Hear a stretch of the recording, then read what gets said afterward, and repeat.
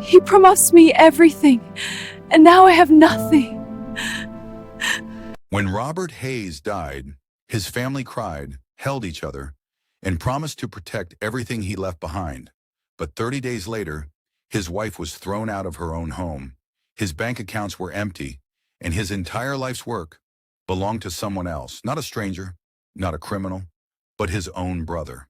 And what makes this story even darker is that the betrayal didn't begin after his death. It began while he was still alive. Before we go any further, before the details settle into place and the timeline begins to make sense, there is something you need to understand about the way trust works inside a family, because it doesn't operate like trust outside.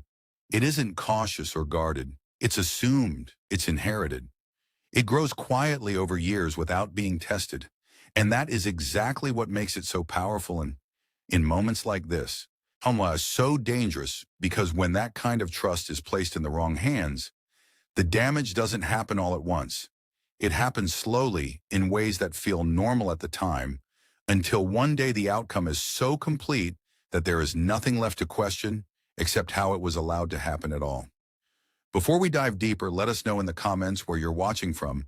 We'd love to hear from you, and don't forget to hit that subscribe button so you never miss any of our upcoming videos.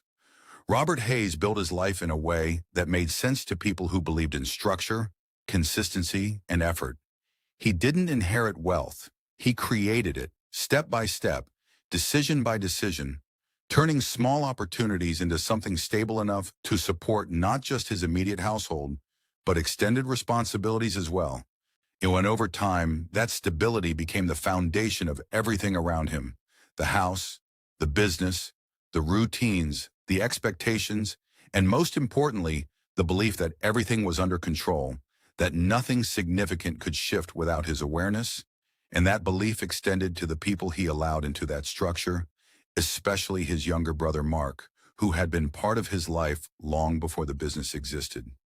Long before there was anything to manage, someone who understood where he came from and how he thought, someone who didn't need explanations, someone who could step in without disrupting anything. And for years that dynamic worked, or at least it appeared to, because the difference between support and control is often invisible until it's too late to separate the two.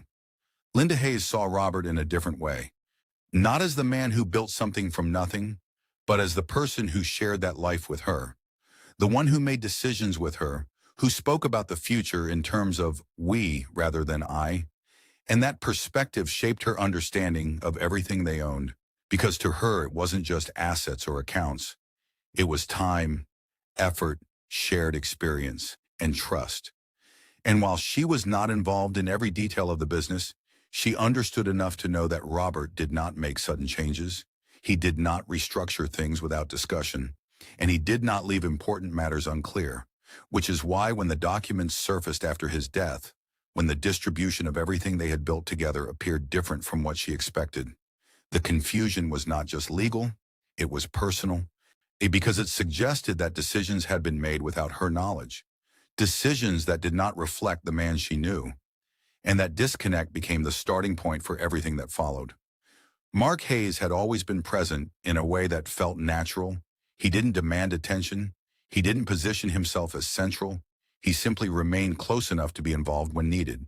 And over time, that consistency created a sense of reliability, the kind that doesn't get questioned because it never feels intrusive.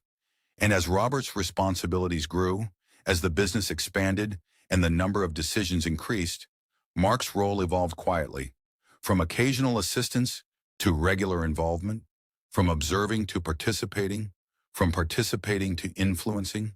And each step along that path felt justified in the moment, because it made things easier, it reduced pressure, it allowed Robert to focus on larger priorities.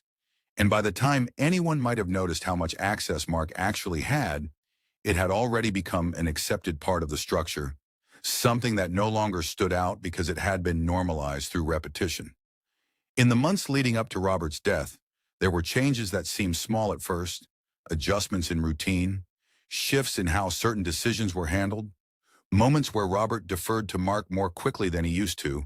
And while none of these things were alarming on their own, Together, they created a pattern that only became visible in hindsight, because at the time they were interpreted as practical choices, the kind of adjustments anyone might make when managing multiple responsibilities. But what no one fully recognized then was that each of those adjustments reduced Robert's direct involvement in specific areas while increasing Mark's, and that gradual redistribution of control did not require a single dramatic moment. It was built through a series of decisions that appeared reasonable individually but collectively moved authority in one direction. The day Robert died did not come with immediate suspicion. It was described as sudden, unexpected, but not extraordinary, the kind of event that brings shock and grief without immediately raising questions. And in the days that followed, Mark stepped into a role that seemed appropriate, given his proximity to Robert, organizing details, managing logistics, guiding conversations, and providing a sense of direction during a time when everything felt uncertain. And Linda, while still processing the loss, accepted that presence as support, because in moments like that, people look for stability wherever they can find it. And Mark provided that consistently, calmly, without hesitation, reinforcing the impression that he was acting in everyone's best interest. And for a short time, that impression held until the practical realities of Robert's absence began to surface in ways that could not be ignored. When the will was presented, it did not immediately feel like a turning point. It felt like a formality, something that would confirm what Linda already believed to be true, that the life she and Robert built together would remain in her hands, that the structure he created would continue in the way he intended. But as the details were read, as the distribution of assets became clear, that expectation began to shift, not all at once, but gradually. As each section revealed something that did not align with her understanding, portions of the business allocated differently, control mechanisms adjusted, ownership divided in ways that introduced new dependencies. And while Mark's inclusion was not surprising in itself, the extent of his control was, because it suggested that decisions had been made to position him not just as a participant, but as a central authority, and that was not something Linda recognized as part of Robert's plan.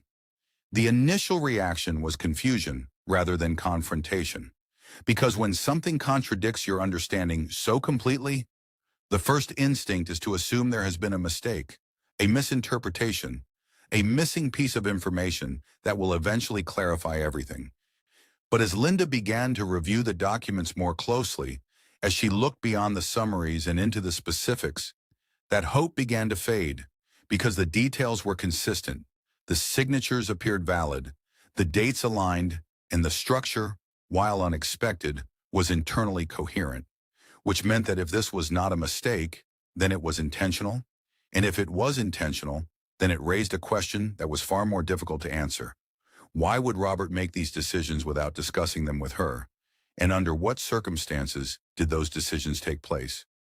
Rather than confronting Mark immediately, Linda chose to understand the situation more fully, because something about the way everything was structured suggested that a direct confrontation would not provide clarity.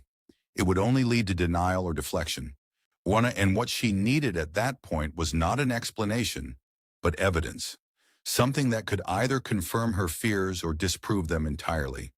And so she began to look back, not just at the documents, but at the timeline, at the sequence of events that led to this moment, and as she did that, patterns began to emerge. Small inconsistencies that had gone unnoticed before, agreements that appeared at specific intervals, changes that aligned with periods when Robert had been less engaged. And the more she connected those details, the more it became clear that what she was dealing with was not a single decision, but a series of them, each one building on the last. As she reached out to people who had interacted with Robert during that time, she encountered a pattern of responses that was difficult to ignore, one not because anyone provided definitive answers, but because of the way they spoke, the hesitation, the uncertainty, the acknowledgement that Mark had been more involved than usual, that decisions had been processed quickly, that communication often went through him rather than directly to Robert. And while none of this proved anything on its own, together it created a picture that was hard to dismiss. A picture of a situation where influence may have extended beyond assistance into something more directive, something that shaped outcomes rather than simply supporting them.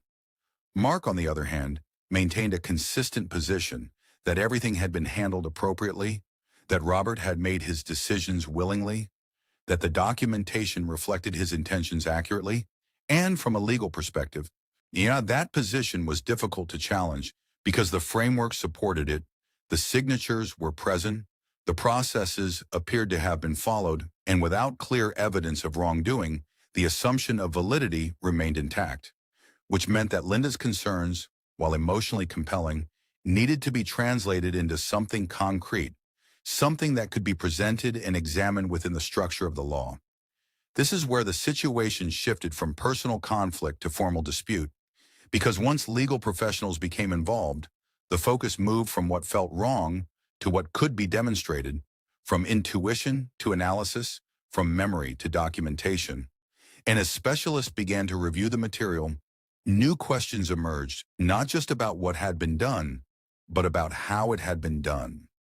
The timing of certain changes, the conditions under which signatures were obtained, the level of understanding Robert may have had at the time, and while none of these questions had immediate answers, they introduced enough uncertainty to challenge the assumption that everything had occurred as it appeared on paper.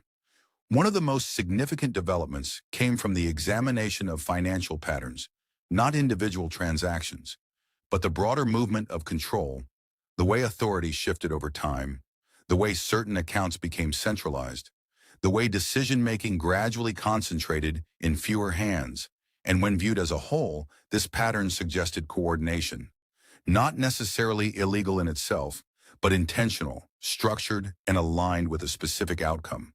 And that outcome, and when compared to the final distribution of assets, indicated that the process leading up to Robert's death had already positioned Mark in a place of significant advantage. At the same time, medical records added another layer of complexity, indicating periods where Robert experienced fatigue, moments where his clarity may have been reduced, times when decisions might have been made under less than ideal conditions. And while this did not invalidate his ability to make choices, it raised questions about the context in which those choices were made, about whether he had full awareness of the implications, about whether the information presented to him was complete, and about who was guiding those conversations at the time. Because in situations like this, influence does not require force, it requires proximity, timing, and trust. As the case progressed, the distinction between what could be proven and what could be inferred became increasingly important. Because while the narrative that Linda was building made sense when viewed holistically, the legal system required specific connections, direct links between actions and intent, evidence that could withstand scrutiny, and that meant that even as the broader picture became clearer, each individual element needed to be examined on its own, tested, validated, or dismissed. And that process took time, not just because of the complexity of the case, but because of the nature of what was being examined. A series of decisions made over an extended period, each one influenced by circumstances that were not always fully documented. Through all of this, the emotional dimension of the situation remained constant. Because beyond the documents, beyond the legal arguments, this was still a story about a family, about relationships that had been built over decades, about trust that had been given without reservation, and about the realization that those relationships may not have been what they appeared to be, and that realization does not arrive all at once. It unfolds gradually as evidence accumulates, as assumptions are challenged, as the past is reinterpreted in light of new information. And for Linda, that meant confronting not just what had happened, but what it meant. Not just in terms of assets or outcomes, but in terms of understanding the people she had known and the choices they had made. By the time the case approached its later stages, the question was no longer simply whether something had gone wrong. It was how much of it could be addressed, how much could be reversed, and what the final outcome would represent. Because in situations like this, resolution is rarely complete. It is often partial, shaped by what can be proven rather than what is fully understood. And when the decision was finally delivered, it reflected that reality. Some aspects of the original structure were adjusted, certain controls were redistributed, But not everything was returned to its original state. Not everything could be undone. And that left both sides with a result that was neither absolute victory nor total loss. Mark did not lose everything, but he did not emerge unchanged. The process itself had altered the perception of his actions, even if the legal outcome did not fully align with Linda's perspective.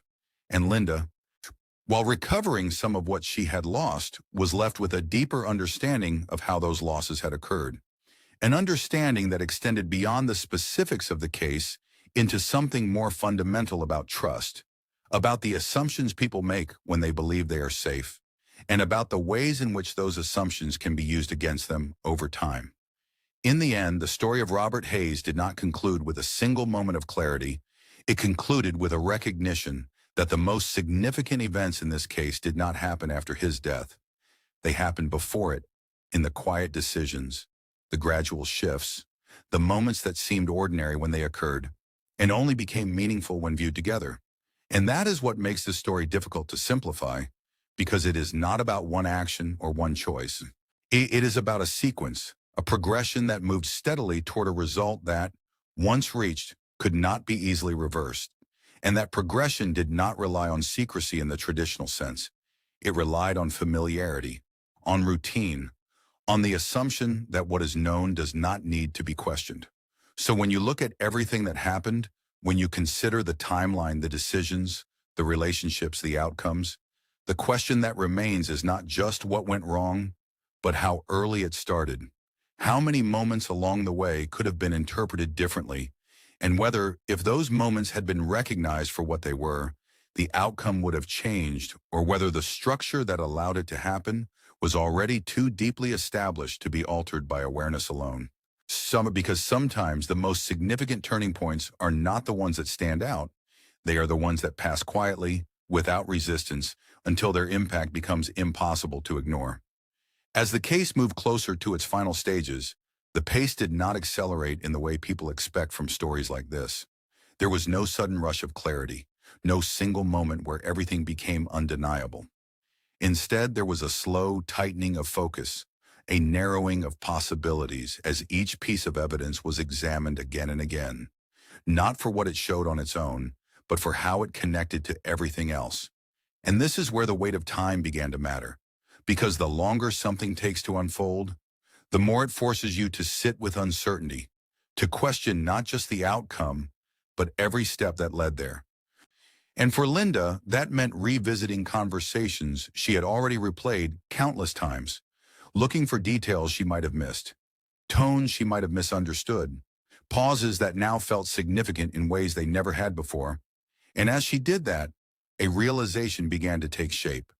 Not sudden, not overwhelming, but steady, that the situation she was facing was not built on a single deception. It was built on consistency, on repetition, on the kind of gradual influence that does not draw attention to itself because it never demands it.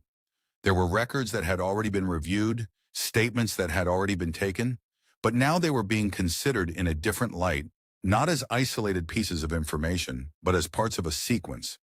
And when placed in that sequence, certain details stood out more clearly.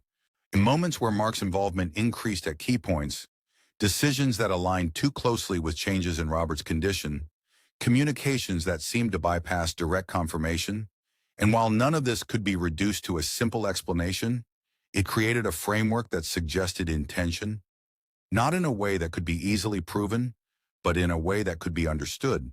And that distinction became central to everything that followed, because understanding something is not the same as proving it, and in a legal context, that difference can determine the outcome entirely. Mark continued to present himself as consistent and cooperative, responding to inquiries, providing documentation, maintaining the position that everything had been handled properly, and in many ways that consistency worked in his favor, because it reinforced the perception that there was nothing to hide, that the structure in place was legitimate, that any confusion came from misunderstanding rather than manipulation. And this is where situations like this become particularly complex, because when actions are carried out within the boundaries of what is allowed, even if those actions are guided by a specific intent, distinguishing between what is legal and what is ethical becomes difficult, and that difficulty creates space. Space where outcomes can be shaped without appearing to violate any explicit rule. Linda's legal team focused on narrowing that space, not by trying to prove everything at once, but by identifying specific points where the process may have been compromised, specific decisions that could be questioned, and on specific moments where Robert's level of awareness or involvement could be examined more closely. And this approach required patience, because it meant building a case not on broad claims, but on precise details, each one supported, each one connected. And as those details accumulated, they began to form a pattern that was harder to dismiss, not because it provided a complete explanation, but because it made alternative explanations less convincing. And in situations like this, reducing uncertainty can be just as important as establishing certainty, because it shifts the balance of what seems reasonable. During this time, new testimonies emerged, not dramatically, not all at once, but gradually as individuals who had been peripheral to the situation reconsidered what they had observed. And while none of these testimonies changed the case on their own, together they added depth, they provided context, they filled gaps that had previously been left open, and in doing so they reinforced the idea that Mark's role had been more influential than it initially appeared, that his involvement was not limited to assistance, but extended into decision-making.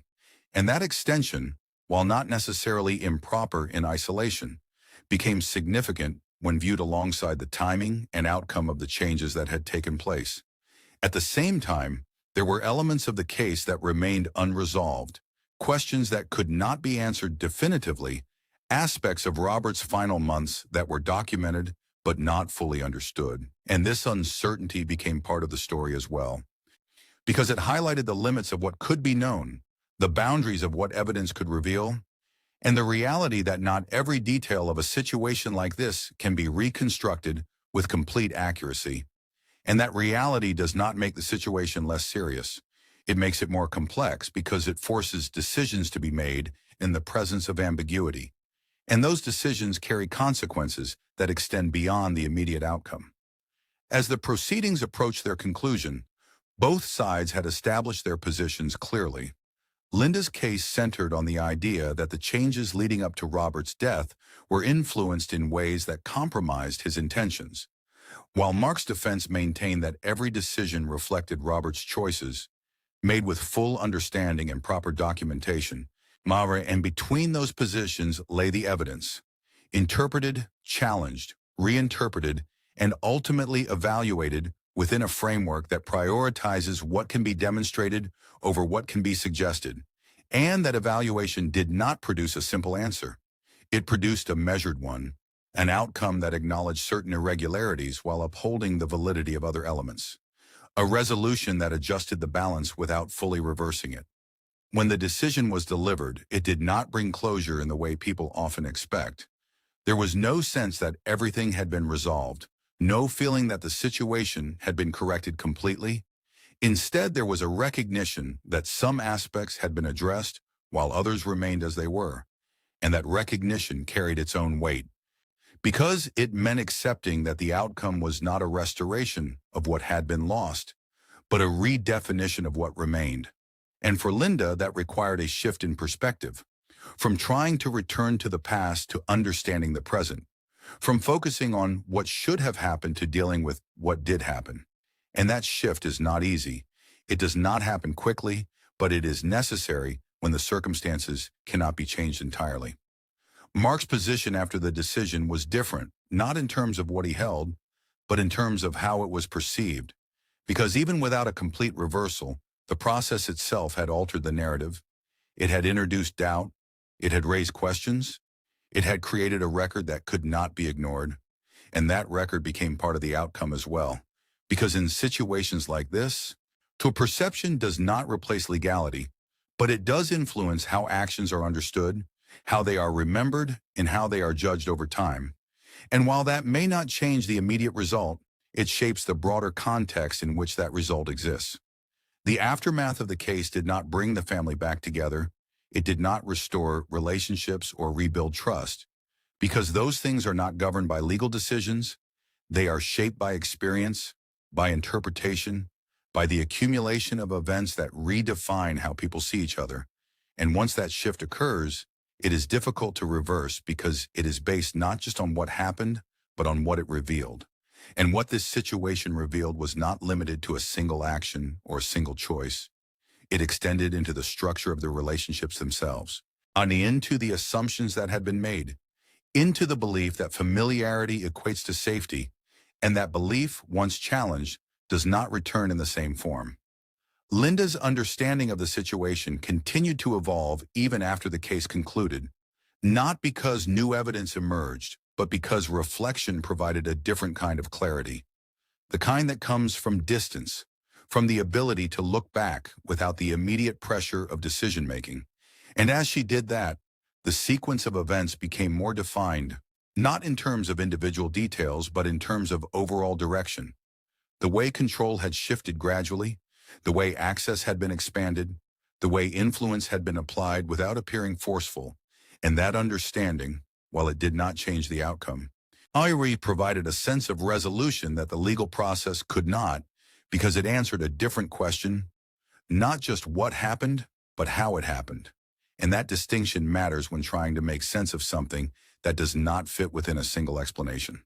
If there is one aspect of this story that remains consistent from beginning to end, it is the role of time, not just in terms of how long the case lasted, but in terms of how long the underlying process took to develop, because what appears sudden at the surface is often the result of something that has been building for much longer, something that progresses quietly, without interruption, until it reaches a point where the outcome becomes visible, and by that time, the conditions that made it possible have already been established. And that is what makes situations like this so difficult to recognize in the moment, because they do not announce themselves. They do not create immediate disruption.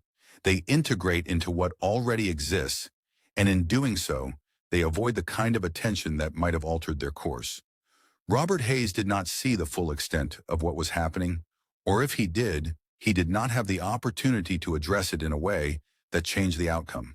And that uncertainty remains part of the story, not as a gap that can be filled, but as a reminder that not every question receives a clear answer, that not every situation reaches a definitive conclusion, and that sometimes the most important aspects of a story are the ones that remain unresolved, because they reflect the limits of what can be known, and those limits are part of reality.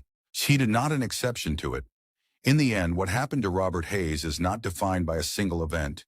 It is defined by a sequence, a progression that moved steadily from trust to control, from involvement to influence, from structure to outcome, and that progression did not require dramatic actions or obvious conflict. It relied on continuity, on the absence of resistance, on the assumption that what is familiar does not need to be examined closely, and that is what allowed it to continue for as long as it did, because nothing within it appeared urgent enough to challenge, nothing seemed significant enough to disrupt, until the result was already in place. So when you consider this story in its entirety, when you move beyond the specific details and look at the pattern as a whole, the question that remains is not just about who was responsible or what actions were taken. It is about how those actions were made possible, how the environment in which they occurred allowed them to develop without interruption, and whether in a different context, with different assumptions, the outcome would have been the same. Because while this story belongs to Robert Hayes and the people around him, the conditions that shaped it are not unique. They exist wherever trust is given without examination, wherever familiarity replaces awareness, and wherever the passage of time allows small changes to accumulate into something that, once complete, cannot be undone. In the weeks that followed the decision, the noise around the case began to fade, not because people had lost interest, but because there was nothing left to argue in a way that could change the outcome, and what remained was quieter, heavier, the kind of silence that settles in after everything has already been said. And for Linda, that silence was where the reality of everything finally took its full shape. Not in the courtroom, not in the documents, but in the everyday moments that followed. The absence of what used to be certain, the awareness of what had changed, and the understanding that even though the process was over, the impact of it was not, because some consequences are not immediate, They unfold slowly, in the way you think, in the way you remember, in the way you trust. There were times when she would go back through the timeline again, not because she expected to find something new, but because the mind has a way of revisiting what it cannot fully accept, searching for a version of events that feels less final, less fixed. And each time she did, the same realization returned, that there had not been a single moment where everything went wrong. There had been many small, quiet, almost invisible at the time, moments where decisions were made, where control shifted, where trust was placed without question, and none of those moments seemed important enough to stop. Not then, not in isolation, but together they created something that could not be undone. And that is what made it difficult. Not just what happened, but how it happened. How something so significant could develop without ever feeling urgent. The house, the one she had lived in for years, was no longer part of her life. Not in the way it had been before. And even when she thought about it, it did not feel like a place anymore. It felt like a point in time, something that belonged to a version of her life that no longer existed. And that shift from seeing something as permanent to seeing it as past is not just a change in circumstance. It is a change in identity, because places are not just physical. They hold meaning. They hold memory. They hold the sense of continuity that makes everything else feel stable. And when that is removed, it leaves a space that is not easily filled, not with replacement, not with time, but with understanding, the kind that comes slowly as you begin to accept not just what has changed, but what that change represents. Mark, in the time after everything had settled, continued with his life in a way that, on the surface, appeared steady. The structure remained, the business continued, the systems that had been put in place did not collapse, and from the outside it could be interpreted as stability, as continuity, as proof that everything had been managed correctly. But stability does not erase context. It does not remove the questions that led to it, and it does not change the way those questions are remembered. Because once doubt has been introduced, once a narrative has been challenged, it becomes part of the story, not something that can be set aside, but something that remains, shaping how everything is understood moving forward. For those who had watched the situation unfold, who had seen the progression from loss to dispute to resolution, the story did not end with the decision. It stayed with them in a different way, not as a series of events, but as a reflection, a reference point for how things can develop without being fully recognized.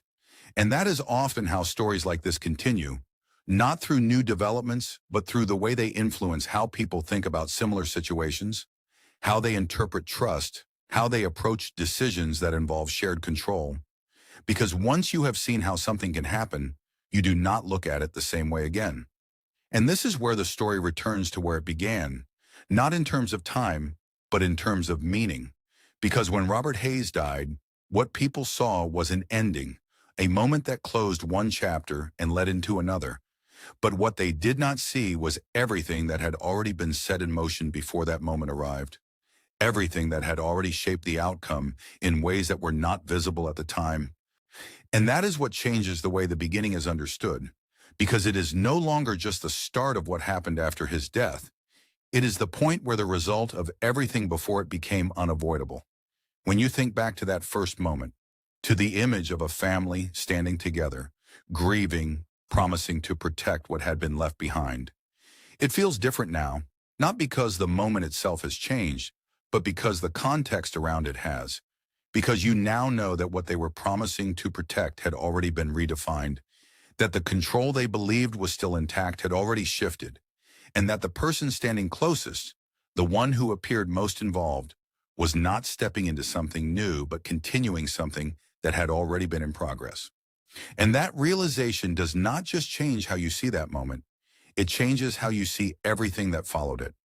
There is a tendency to look for a single turning point in stories like this, a moment where everything could have gone differently, a decision that, if changed, would have altered the outcome entirely. But what this story shows is that not everything works that way. Not everything depends on one moment. Sometimes it depends on many. And those moments are not always obvious. They do not stand out. They blend into the routine, into the expected, into the normal flow of things. And that is what allows them to continue because they do not create a sense of urgency. They do not demand attention. They simply move forward one step at a time until the result they are building toward becomes clear. And by then, the path that led there is already behind you. So the question that remains is not just about what happened to Robert Hayes. It is about how something like this becomes possible in the first place, how trust, which is meant to provide stability, can become the very thing that allows control to shift without resistance. How familiarity, which is meant to create comfort, can reduce awareness to the point where changes go unnoticed. And how time, which is often seen as neutral, can be used to gradually reshape a situation until the outcome feels sudden, even though it has been developing all along. And maybe the most difficult part of all of this is not the outcome itself, but the realization that there was no single moment where everything could have been stopped easily. So on no clear line where the situation crossed from acceptable to unacceptable, because it did not happen that way. It happened gradually in ways that made sense at the time, in ways that did not raise immediate concern. And that is what makes it so hard to recognize. Because when something feels normal, you do not question it. And when you do not question it, it continues. And when it continues long enough, it becomes the reality you are left to deal with. When Robert Hayes died, his family cried, held each other, and promised to protect everything he left behind. And in that moment, they believed that promise was still within their control. They believed that what he had built would remain as it was, that nothing significant had changed. But what they did not realize was that the outcome had already been shaped, that the decisions that would define the next chapter had already been made, and that the person they trusted to help carry things forward had already positioned himself to take control of them. Not after the fact, not in response to what happened, but as part of something that had been developing long before that moment arrived. So now when you look at the story from beginning to end, when you consider the timeline, the relationships, the decisions, and the outcome, the question is no longer just about whether justice was fully served. It is about whether justice, in a situation like this, can ever fully account for everything that led to it.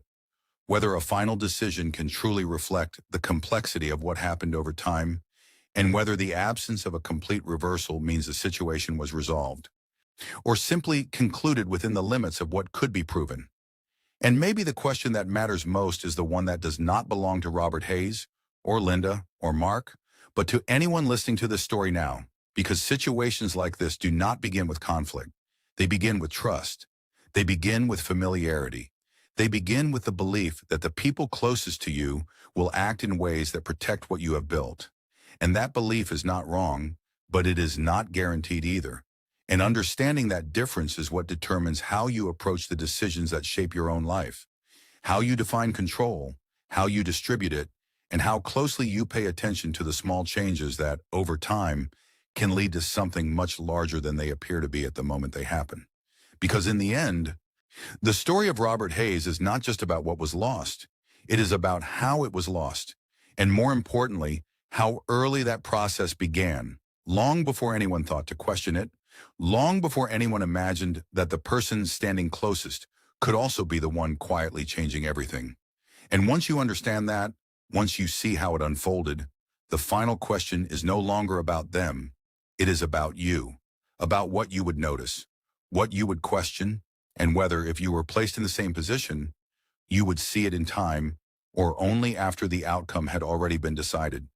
And even after everything had been reviewed, argued, and decided, there were still moments that refused to settle, small fragments of memory that kept returning without warning, not because they were new, but because they had taken on a different meaning now.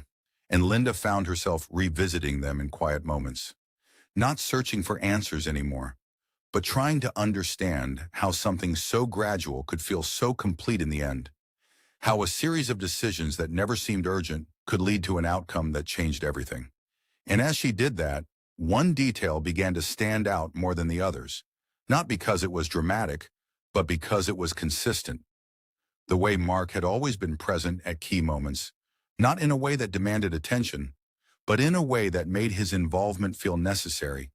And that pattern, once seen clearly, was difficult to ignore, because it suggested that what had happened was not just about access, it was about positioning, about being in the right place at the right time, repeatedly, and until influence became control without ever needing to declare itself as such. There were conversations that came back to her in pieces, not fully formed, but clear enough to recognize. Moments where Robert had mentioned changes in passing, adjustments that he described as temporary or practical, things that would make management easier, things that would reduce pressure. And at the time, those explanations had been enough, because they aligned with how he approached everything, always looking for efficiency, always trying to simplify complexity. But now those same explanations felt incomplete, not necessarily false, but insufficient, as though they described the surface of something without addressing what lay beneath it.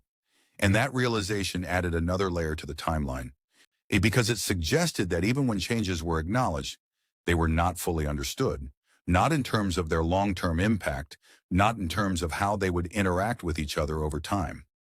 As she continued to reflect, Linda began to see the structure of what had happened in a way that was less about individual actions and more about progression, a sequence that moved in one direction without interruption, each step building on the last, each adjustment reinforcing the next, until the overall shape of it became clear. And what made it particularly difficult to confront was the absence of resistance along the way. Not because no one was paying attention, but because nothing appeared significant enough to challenge, nothing seemed out of place in isolation. And that is often how control develops in situations like this. Not through force or urgency, but through continuity, through the steady accumulation of small changes that over time alter the structure without drawing attention to the process itself. The professionals who had worked on the case described something similar, though in more technical terms. They spoke about patterns, about sequences, about the way decisions aligned with specific conditions. And while their analysis focused on evidence rather than interpretation, it pointed in the same direction, that what had occurred was not random, not disconnected, but organized in a way that suggested awareness of timing, awareness of access, and awareness of how individual decisions could be combined to produce a larger effect. And that perspective, while grounded in data, echoed what Linda had come to understand through reflection, or that the situation was not defined by a single act, but by a series of them, each one contributing to an outcome that only became visible when viewed as a whole. There was also the matter of the documents themselves, not just their content, but their sequence, the order in which they were created, the intervals between them, the context in which they were signed, and when these elements were examined together. They revealed something subtle but important, that the changes were not rushed, they were spaced out, introduced gradually, often during periods when Robert was managing other pressures, and that spacing made them less noticeable, less likely to be questioned, because they did not create a sudden shift. They created a gradual one, and that distinction matters. Because people are more likely to react to abrupt changes than to incremental ones. And by the time the accumulation of those increments becomes clear, the structure they have created is already established. Mark's role within that structure remained consistent, not in terms of visibility, but in terms of influence. And even after the case concluded, that influence continued to shape how the situation was perceived, because while the legal outcome addressed certain aspects, it did not redefine the entire sequence of events. It did not remove the questions that had been raised. It did not change the fact that the progression had occurred over time, and that left the story in a position where it could not be reduced to a simple conclusion, because it existed on multiple levels: legal, personal, and interpretive, each one offering a different perspective on what had happened and why.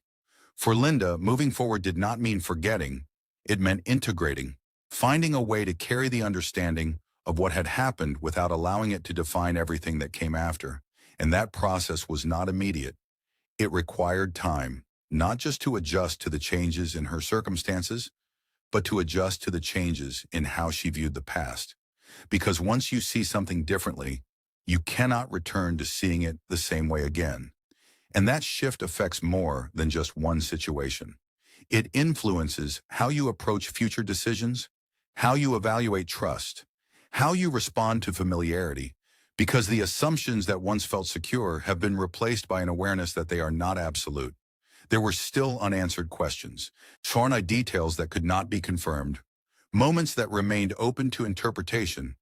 And while that might seem like an incomplete ending, it is in fact a reflection of how situations like this often resolve, not with complete clarity, but with a balance of what is known and what is understood.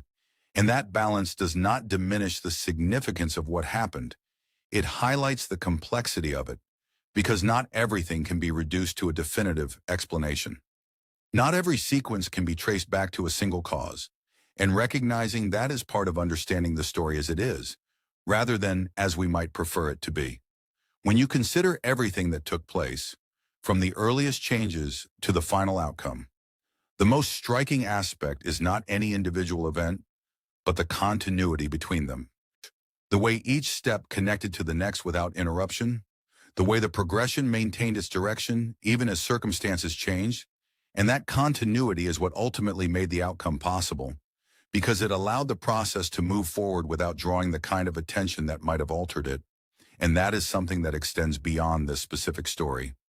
It is a pattern that can exist in many forms, in many contexts, wherever decisions are made over time without being examined in relation to each other. And this brings the story back, once again, to the moment where it seemed to begin, when Robert Hayes died, when his family gathered, when promises were made about protecting what he had built. Because that moment, while it appeared to be the starting point, Sunny was in fact the point where everything that had already been set in motion became visible, where the structure that had been forming over time revealed its outcome, and understanding that changes the meaning of that moment entirely, because it is no longer just about what happened after his death. It is about what had already happened before it, what had already shaped the reality that followed. If you listen closely to the way this story unfolds, there is no single point where everything shifts dramatically. There is no clear line where the situation transforms from one state to another. Instead, there is a gradual movement, a steady progression that carries everything forward. And that is what makes it so difficult to recognize in real time. Because without a clear turning point, there is no obvious reason to stop.